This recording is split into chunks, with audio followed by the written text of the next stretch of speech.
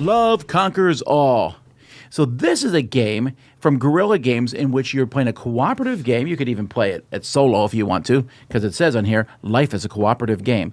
And you are placing tiles on a board, trying to get them all in. It has tiles called obligations, intolerance, forgiveness. It sounds like an educational game. Not quite, though. Here's how it plays. To start with, there's a bunch of tiles here, and each tile has a corresponding card. Some cards are love cards, the pink ones. They're great.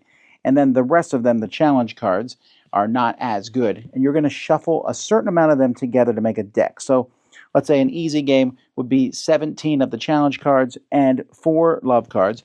You shuffle them, and each player gets a hand of 5 cards. Now on your turn, you can play a card, or you must play a card in front of you. And so I play Distrust. I'll find the Distrust tile. And the first tile, 2 tiles that are played, need to go so that they have an edge in the opposite corners. After that, where you place cards is you can place tiles pretty much where you want. With some exceptions, once you play a card, for example, Distrust, my plays cannot touch anything unless my play touches an edge. So the next time I play one, I might have to play Obligations here. Now, happily, or some of these tiles you can't flip over, but happily the love cards, when you play a love tile, you can place it on either side. So if you play Care, for example, it can go this way or this way. But when you do that, all the cards that you put it next to, all the tiles next to will flip over, and those cards will also flip over, and I'm no longer restricted by those restrictions. And again, all kinds of restriction. Hobbies. All your plays must touch one other tile. Greed. I can't play the smallest card in my hand. Abuse. No plays may touch love. Love may still be played to touch anything. Money. I must play the largest card in my hand. Jealousy. I must touch the previous play, and one of the tiles have touched, if any.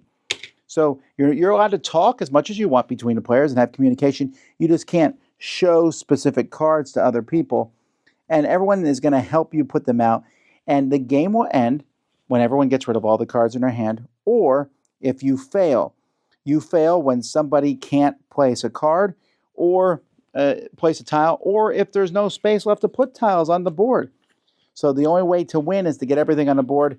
They show you this is an example of a winning game. Sometimes the love cards will also give you bonuses, like discard a card from your hand. That way you can get rid of those.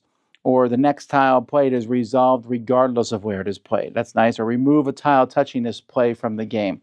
So using those at the right time will help you get all the tiles on the board. I really kind of worried when I first saw this that it was like this was the kind of game that came with a lesson with a capital L.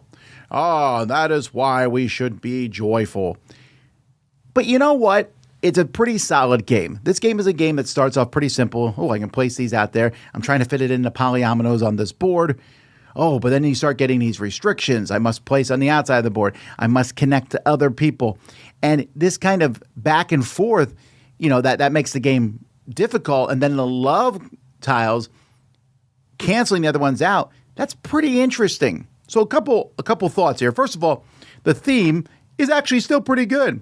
They tried to thematically put these in there. I remember I played this with my kids, and the card children came out, and the kids were like, really? So children is a burden on your life? I'm like, no, but it is something you have to deal with.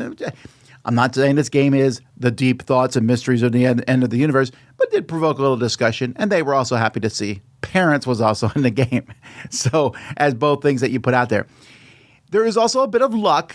You make this deck, and sometimes the cards come out. And you can get so caught up with these rules, like, okay, I have to put it next to a tile that's out there, and I have to put it on the edge, and I have to do this. Oh, good, we got rid of these tiles. And you work so hard on that you forget about the fact that if you're not careful, it's very easy to not have everything fit on the board. In fact, of my plays of this, I have not won yet. We've come incredibly close.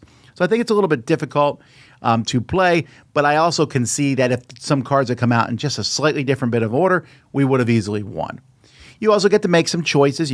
Choices where the tiles go, choices as to what cards to discard.